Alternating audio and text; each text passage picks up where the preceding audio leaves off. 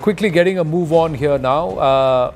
Let's try and understand what has happened with the AI-171. There have been multiple flight disruptions that have happened so far. Let's try and understand about 10 flight disruptions that have taken place. The first one was the entire Delhi-Paris flight that was cancelled because of a technical snag. The other disruption that happened soon after, if you move to the second one there on your screens, flight from Paris to Delhi was cancelled on the 18th of June. The reason again was a technical snag. Thereafter, the next cancellation was the AI Ahmedabad-London flight that was cancelled, and the reason was unavailability of the aircraft. Now then the London-Amritsar flight was cancelled, and the reason was operational issue. Then the Air India San Francisco, Kolkata, Mumbai, that was deplaned, and again they said there is a technical issue. The Air India Hong Kong and the Delhi flight that also returned. Reason again was a technical snag. The Air India Mumbai Ahmedabad was cancelled June 16th, and the reason was operational issue. Air India Express Delhi Ranchi also returned shortly after takeoff June 16th. Reason technical issue. London to Bengaluru flight was cancelled amid probe into the Dreamliner 787. Indigo Airlines also had through the day some issues. Are pilots being overtly conscious, or is it just the immediate anxiety post what happened AI-171? Let's go across to someone who's joining us. We've been trying to get in touch with him over the last 2 or 3 days, but he's been in a place where it's been difficult to reach, but very clear. Always a pleasure to speak with him. Former Civil Aviation Minister, articulate leader and spokesperson, and now also a captain. Rajeev Pratap Rudy ji is with us. Rajeev Rudy ji, namaste. Thank you. Hi. Thank you. This is Anand here. Thank you. Let me first ask you, as a pilot, sir, you're still flying. All of these disruptions, delays, and suddenly it is happening. Is it pilots being overcautious, or is this anxiety? I think, to my understanding, I think you have catalogued whatever is happening in the skies these days, and possible cancellations, and a couple of cancellations took place because of the airspace.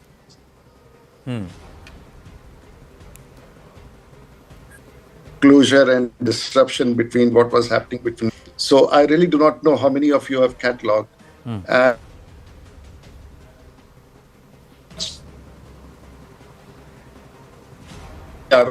Always fly there, and those are permissible limits given by the manufacturing company, given by the DGC. So I have to get into the details of so many flights being spoken and fly. So I will not be emotionally that to understand. I would not be able to make an outright comment that, and were they all Air India flights, were they all 777s, whether they were 787s, well, all these flights which you are talking about, whether they were 777s, 787s, or the MAX or the 737s, which usually is there in the fleet. Or because you have talked about one particular flight of Indigo as well, so which is a 320 or a 321, which I am sure of, but I will not be able to exactly say that. Have you talked about all Dreamliners which fly international have reported this, or it is also the 777s which also fly international? So unless until you are able to give me a brief on that, I will not be able to make a comment on that as of now. I'm not getting into the specific make of the aircraft, but yes, the Bengaluru one was a Dreamliner. The AI-159, which was supposed to fly out of Ahmedabad, is the renamed AI-171. You would be able to explain to our viewers why a flight number is parked after a crash and there is a new label assigned. So that also did not take off. That was supposed to be a Dreamliner again, and they said that it was not a technical snag, but some check issues which were being routine checks were being done, and then they said because this airspace is closed, this the shortest airspace over Pakistan, Iran, and over Turkey, and then further into Europe. That airspace is closed, so the aircraft cannot do the turnaround and then come back. So we have to, and there is no replacement aircraft, so we have to cancel the flight. That's what they said. So can you explain this to us? The other thing, Captain Saab, if I may say that, address you thus. is ये technical snag क्या है? Can you explain that to us? What comes under the realm of a technical snag?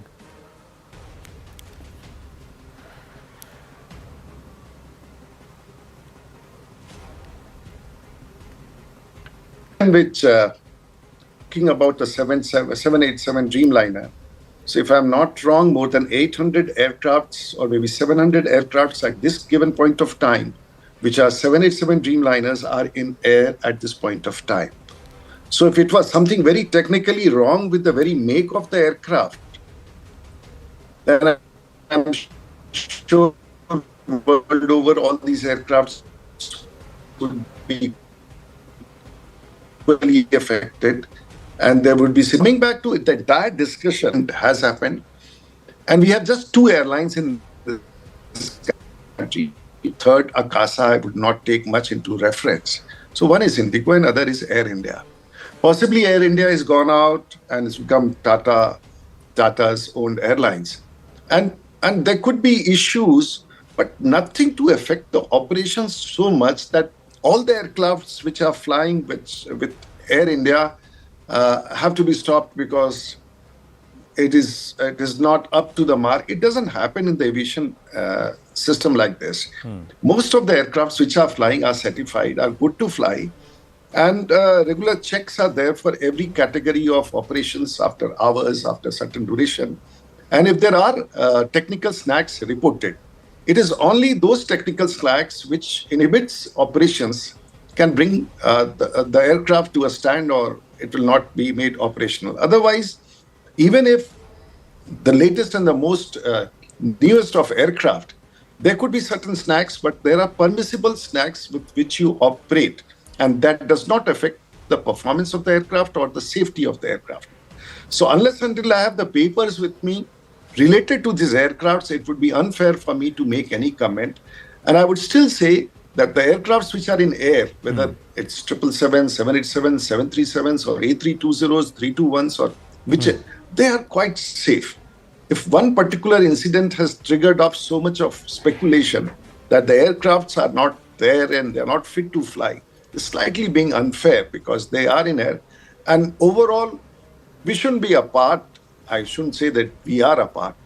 But the makes of the Boeings or the Airbus, or for those matter, the Rolls-Royce engine, or for Pratt & Whitney engines or I engines, they are in air across the world. So I would not, unless until certain facts are there that Air India is cancelling A, B, and C flights for technical reasons, I must have to make a comment. It cannot be a general comment that all the aircrafts which are in air belonging to Air India are absolutely not fit to fly. Is an unfair call today. True. No, nobody is making that call. It's just the number of disruptions which have happened, and we just said, is it because pilots are being extra careful, or there's just some extra safety measures which are being put with certain aircraft which are a certain age, perhaps, or not, or certain things which were allowed to pass through small, which are being highlighted a little more now. No. Captains will never fly a plane which is unfit to fly, because they don't want to lose their license by flying a plane which is not certified or cleared for flying. So the captains will never do that. And at the same time, the captains would not ask a flight not to be operated because they have a whim to say that I will not operate a flight because I feel this way. Everything is on a piece of paper. Everything is certified. Everything is complied with. And no one in the airlines, whether it's the airlines or the pilots, asks you to do anything beyond which is the mandated operational envelope. So I don't think the arguments are true. But since you are giving figures that so many flights have been cancelled or brought back or grounded, I need to look at the papers before I can actually make a comment. So it will not be fair on my part. And I'm not an expert, by the way. I'm just a generalist who flies planes, big planes I fly, and possibly the only parliamentarian on the earth who flies big planes. So I will just make limited comments to which I have an understanding. I'll not make a blanket comment, which I'm seeing now. Almost everyone, it seems, is talking about the Boeing company as if it is a company which is a rogue company.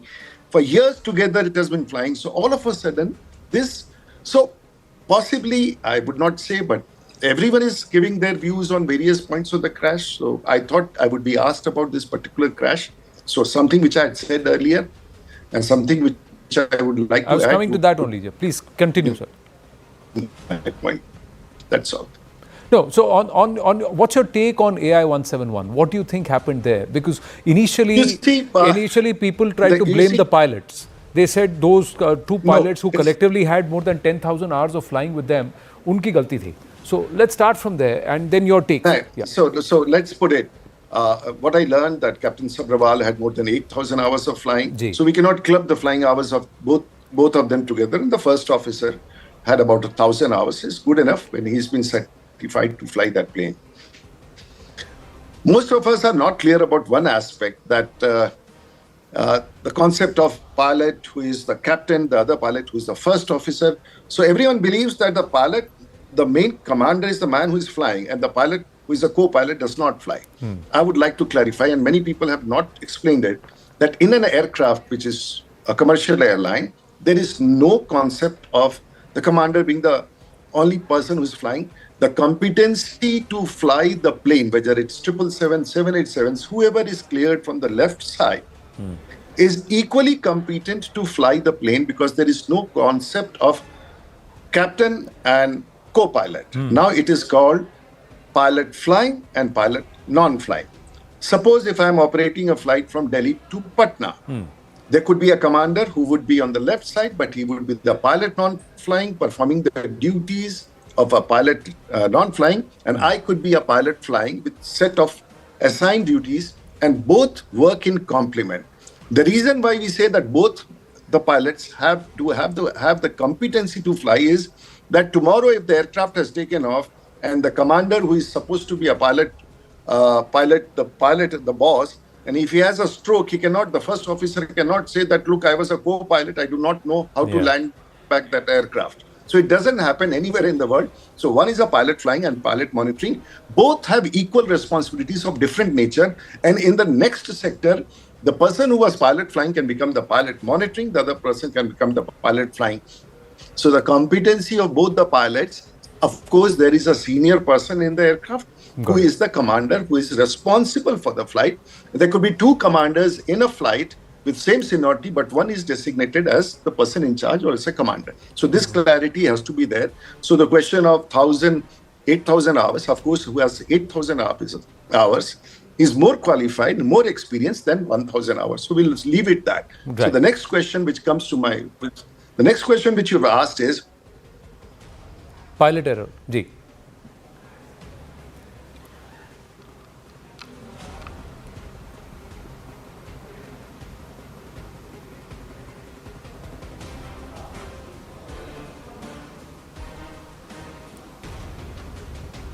I'm just going to check if Rajeev ji, we've just momentarily lost your feed. I'm hoping my audio is still through with you. We just wait for your feed to come back through so that we can take that question again with you. Like I said, viewers, he is in a remote location and the network is a little patchy. We're just hopeful that he's back with us and he can answer the second part of that question, that pilots were being blamed and at takeoff, how much of it is it fair to ask, and is it fair to blame the pilots? Now, interestingly, another aspect, and we're trying to link up with him again to bring to your notice, viewers, that the Boeing 787, when it comes to the data recorders, it's not that the black box components are separate. That means the console voice recorder, cockpit voice recorder, and the flight data recorder are not placed separately.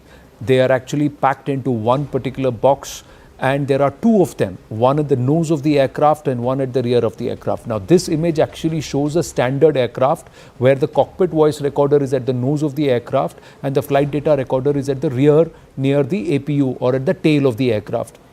But in case of the Boeing 787, as per Captain Saurabh Bhatnagar and some of the books and the documents on the 787, it's got an advanced flight recorder, and there are two of them. So each advanced flight recorder has both the cockpit voice recorder and the flight data recorder. So there are two in the Boeing 787. Rajeev Rudy ji is back. Rajeev Rudy ji, we just lost you there momentarily. I was just explaining, and I'll come to that as far as the data recorders. But in terms of the pilot error, and while takeoff, initially pilots were being blamed, and now then notice has gone towards the RAT being deployed, and also the landing gear being in a particular position as if it was in the forward motion and then about to retract up, and that's where it was stuck. So those images have come in.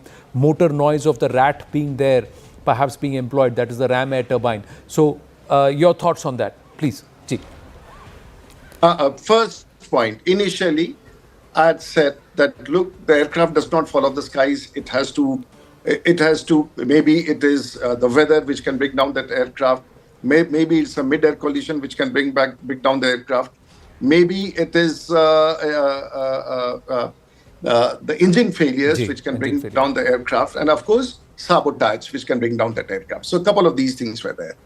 So I ruled out about weather because it was not there. I ruled it out that it was not because of sabotage. I ruled it out because, and then fifth one is the human failure, which is the captain's failure. Now, coming back, initially what we thought, because we saw the landing gears down. So you see this aircraft with 220 tons or 230 tons with 60, 70 tons of fuel include and 9 hours of flight is at the critical takeoff point is the maximum speed the power which would be required to lift the aircraft. And I think the calculations which we do on the electronic flight pack, we fix up the rotation speed at which the aircraft leaves the ground. So that is a 2.5 degree rotation. That is the critical point when the aircraft comes out. The first action for a pilot when the aircraft comes down is to reduce the drag of the wheels, which is a huge one for a 787. So the moment you start coming up, they say positive climb or whatever is the call in the 787, say gears up, and then you pull the lever in front and the gears withdraw. Here in the visuals, we see that the gears have not withdrawn. That is very surprising, and that is, they say it has gone up to 600 feet. And to say that it may have got stuck up, I will not get into the technicalities unless I will be sure of. And then we talked about of human failure, which could be instead of putting the gears up, the pilot mistakenly. It has happened in 1 or 2 occasions. I will not mention the situation where the pilot has put the flaps up. The moment on a takeoff, this is the first theory which was being discussed. When you reduce the lift and the power is already at its peak because the rotation speed at which the 787 must have taken off in Ahmedabad, the temperature was high, so there was no residual power, and you were taking off at a lift position on a particular speed when you take off. And if you change the envelope at a point when you are at the lift-off stage and reduce the capacity of the aircraft to lift, the drag increases and there is a possibility of stall. Please remember, the aircraft did not fall on the nose; it fell on the belly and the tail. So that means the captain was still making an effort to pull the pitch up, bring the nose up, or trying to lift the aircraft. And his first call which came was Mayday, power. That was the last thing which I read somewhere. So power, he would have called out engine failure. He did not do.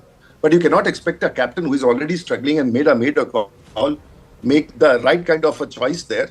And when you are taking off in a big aircraft, at least in the 320, you are inhibited from any danger calls or warnings which have to come up to a certain level. So there may not be any calls. Then also a flap retraction in any aircraft does not have an oral sound. It is a visual where you can see the flaps retracting. But for a captain on the right side who is trying to take off a huge aircraft, he slightly has the visuals outside. May not, but I may not be absolutely correct. This may not be the reason, because this was also confirmed later. I had done this analysis initially. This was confirmed by Captain Steve, who possibly comes from the BBC. He also said that he was confirmed.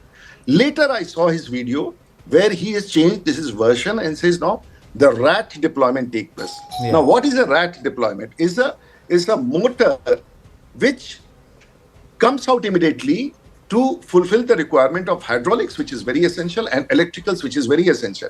But if this is at 30,000 feet, when you have lost both the engines, this will come out to give you hydraulics, it will come out to give you some electrical, so that at least you can maneuver some of the instruments and some of the position and land back if it is possible. But this aircraft was just at 400, 500 feet.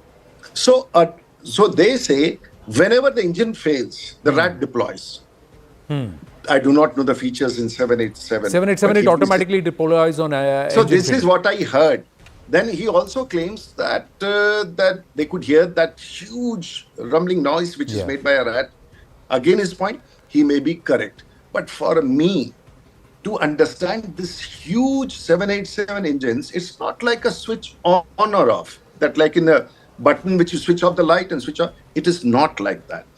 So to lose power momentarily in 30 seconds and come down like a stone is something which I may be completely wrong, but the rat function immediately comes out immediately when the two engines fail. How can these two engines fail? There were no bud hit on both. No one really knows what is there. And because first theory can be simulated in a simulator, and we can come to know if the flaps were retracted with that speed, with that weight, with that temperature, it can be done in a sim, and you can come to know. Right. You can also come to know when you switch off both the engines, whether the rats will deploy. What I wanted to say now, because let's not be genius about the thing. Whatever has happened and whatever are the possibilities can be immediately simulated in a 787 Dreamliner at Bombay, where it is, where they do the training or some other. And I think it has been done. It has been done by the company. All the possibilities of a mistake has been done. I think at least some people know what mistake is there, but they would not like to reveal it because they're not authorized to reveal it. And this has to come from the right quarters, which is DGCA or any investigating agency. Right. To my understanding, someone knows what has happened wrong, but they are not authorized to say because we have to wait for the report and collaborative effort. So put all this situation in a simulator, which is an actual real time, which we practice, and the results. You switch off Indian engine do not take up the levers, switch off the engine and see what is the impact, whether rat deploys or not. If the rat deploys, what is the situation? If that is not there, put the flaps one in that load, in that temperature, see what happens. It can be done. So I think more or less collaborating with the black box or the recorder, everything can come. Do not blame the aircraft. This could be a particular situation, what has happened. And now the blame game of making almost every aircraft which is flying in the world, as far as Boeing is concerned, is supposed to be a danger, which is not fair for the passengers and the people. So that's my viewpoint. Nothing more to add. I'm not an expert. This is my understanding, what I've been reading, hearing, and I'm not updated with the latest. So please take as what I'm suggesting. I'm not an expert. There are many more experienced pilots who have flown longer hours and they have flown the 787s. Their version would be much more worthwhile than what I'm speaking. So well, you did bring up a very interesting perspective as a current pilot, a parliamentarian who's a pilot, perhaps the only one across the world, or if I may hazard that guess. But Rajeev Rudy ji, always a pleasure speaking with you, and thank you. Thank you for your time, and thank you. Bye-bye. Bye-bye. Take care. Bye-bye.